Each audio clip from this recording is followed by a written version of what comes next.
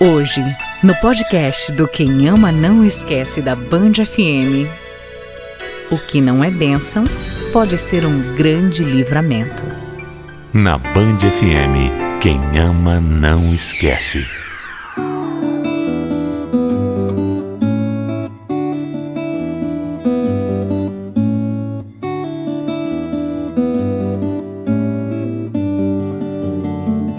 Até que ponto a gente pode se enganar com alguém? Por quanto tempo uma pessoa pode fingir ser o que ela simplesmente não é?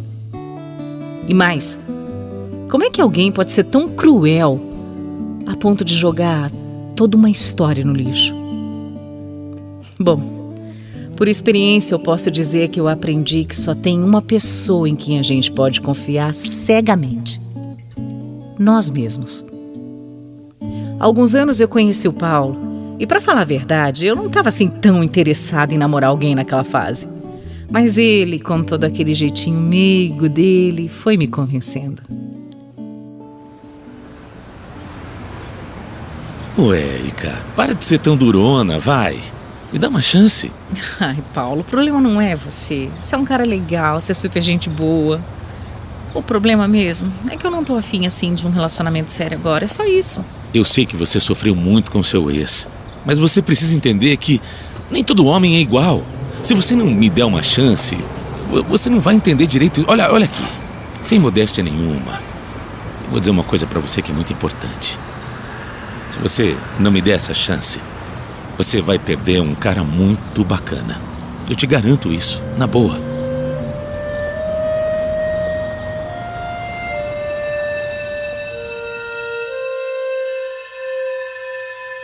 Aquilo ficou na minha cabeça, sabe? Eu realmente tinha sofrido muito no meu último relacionamento. Primeiro que o cara me tratava muito mal mesmo. Me proibia de muita coisa. E mesmo assim eu continuei com ele até descobrir que ele estava me traindo. Aquilo me traumatizou de uma forma que eu acabei me fechando pro amor. Mas e se o Paulo estivesse certo no que ele falava? Tá, eu gostava dele, ele era um cara legal, fofo, engraçado. E eu só não tinha ainda dado uma chance pra ele por conta das cicatrizes que meu ex tinha me deixado. Só que depois daquela conversa eu acabei me abrindo um pouco pra ele. Eu e o Paulo começamos a sair cada vez mais com frequência e quando eu vi, a gente já estava namorando. O Paulo era totalmente diferente de todos os homens com quem eu já tinha me relacionado. Ele tinha um jeito assim, preocupado, sabe? Ele era cuidadoso e muito, muito carinhoso mesmo. Eu me sentia realmente nas nuvens e eu só agradecia a Deus por ter colocado um homem tão bom na minha vida. A gente adorava a companhia do outro, adorava. Fazíamos tudo junto, sabe? Unha e carne mesmo, de verdade. E eu não conseguia enjoar nunca de estar do lado dele, nunca. Os anos foram passando e nós passamos por tantas coisas. Ele sempre me provava que era o homem certo para todos os momentos. Tanto os bons, para curtir, quanto os ruins também, né? Na hora que ele tinha que me ajudar. E olha que foram muitos momentos difíceis. Uma época, eu perdi o emprego. E eu quem praticamente sustentava a casa, né? Mas o Paulo foi tão parceiro e mesmo sendo só meu namorado ainda, ele me ajudou a bancar tudo. Que cara especial, né? Era engraçado, porque eu sempre tinha sido muito ciumenta mesmo, sabe? E com ele, eu não tinha o menor ciúmes. Claro, né? Eu não tinha, motivos pra isso também. Ele sempre me passou muita segurança. E aí, quando a gente já estava junto há uns 3 anos, mais ou menos, ele fez o pedido que mudou a minha vida. Érica, a gente já tá namorando há muito tempo. Eu já me sinto pronto pra dar um passo a mais, sabe? De casar. Eu quero muito dormir e acordar do seu lado todos os dias. Eu já falei isso pra você. Eu queria muito saber se você também quer se casar comigo. Paulo, passar o resto da minha vida com você é tudo que eu mais quero. Eu prometo que eu vou sempre te fazer a mulher mais feliz desse mundo. Eu prometo.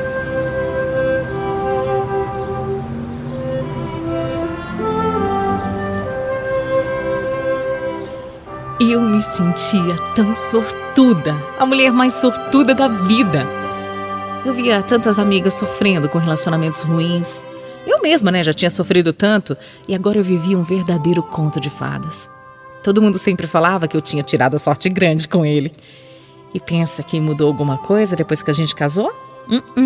Imagina, mudou nada, até melhorou. A rotina não atrapalhou em nada e a gente vivia uma eterna lua de mel. 2 anos depois, veio o nosso filho Gabriel, que sempre foi tudo pra gente.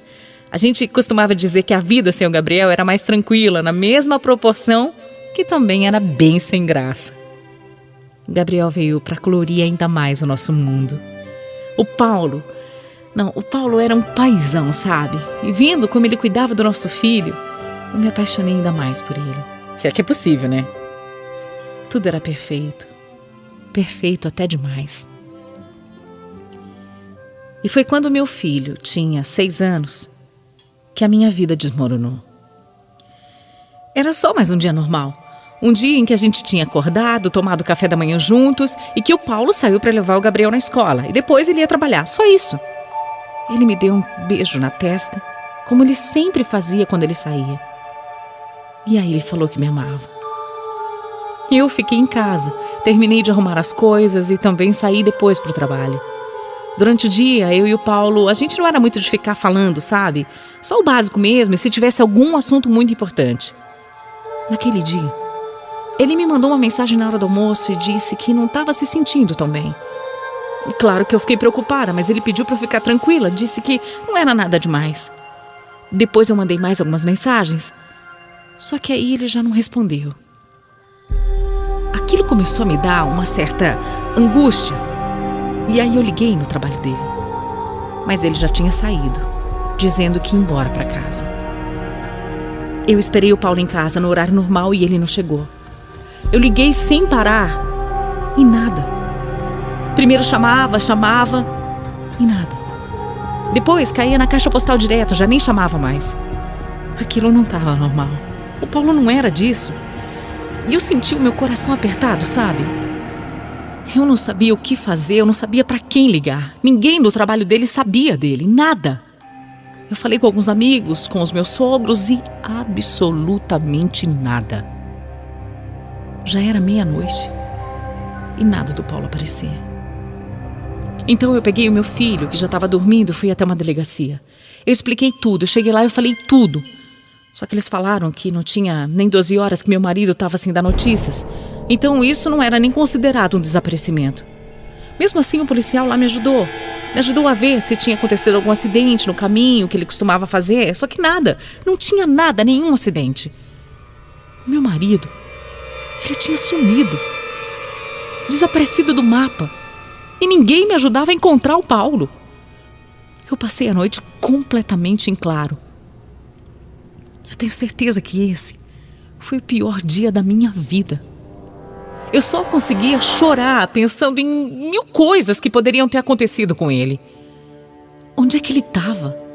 Será que alguém estava fazendo algum mal para ele? Será que o pior tinha acontecido? Amanheceu. E quando amanheceu, eu falei com os amigos, eu falei com os familiares. E todo mundo começou a postar nas redes sociais, só que nem sinal do Paulo. Nessa hora eu já estava assim completamente desesperada. Também voltei para a delegacia e fiz o maior escândalo, até resolverem me ajudar. Só que aí disseram que eu tinha que ficar em casa para esperar notícias dele. Foram 3 dias de total sumiço. 3 dias. Nessa altura do campeonato, eu já esperava pelo pior. Todos os nossos amigos estavam empenhados, postando foto do Paulo, divulgando cartaz. Até que no 3º dia do desaparecimento do meu marido, eu recebi uma mensagem de um número anônimo. A mensagem dizia assim: se quiser ver o seu marido, vai até esse endereço. E tinha lá o nome da rua, que eu nem fazia ideia de onde era. Eu não sabia se aquilo era um aviso de sequestro, se era uma piada de mau gosto, já que eu tinha espalhado o meu telefone pelas redes sociais. Mas só que eu estava tão desesperada que eu fui para o endereço. Chamei o meu irmão para me acompanhar e fui. Dirigi por quase 1 hora até chegar numa casinha bem simples. Eu não sabia se eu tocava campainha, se eu entrava, se eu esperava. Eu confesso que eu estava com medo nessa hora. O meu coração batia tão forte. Mas se tinha a mínima chance do meu marido estar ali, eu tinha que achar. Depois eu pensei que eu deveria ter chamado a polícia, né? Só que eu já estava lá e era tarde demais. Eu saí tão nervosa que eu nem me dei conta do risco que eu estava correndo. Mas foi o meu irmão que viu. No fundo da casa. O Paulo estava no fundo da casa, fazendo churrasco com uma mulher. Não é piada, não.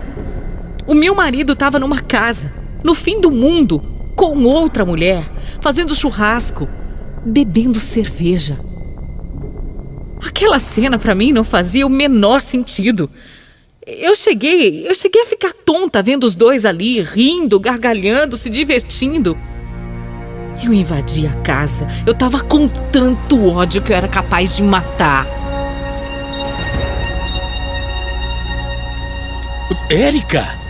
Eu não posso acreditar no que eu tô vendo. O que é isso? Mas peraí, como é que você me achou? Não te interessa. Eu quero saber como é que você vai me justificar isso. O que é que significa isso, Paulo? Olha, o que eu posso falar? Eu nem tenho o que falar. Nada do que eu diga vai adiantar, mas o que eu posso dizer é que, olha, eu fui fraco.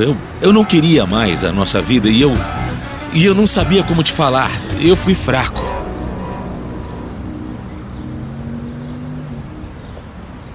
Eu parti pra cima dele e meu irmão também. A gente queria matar ele.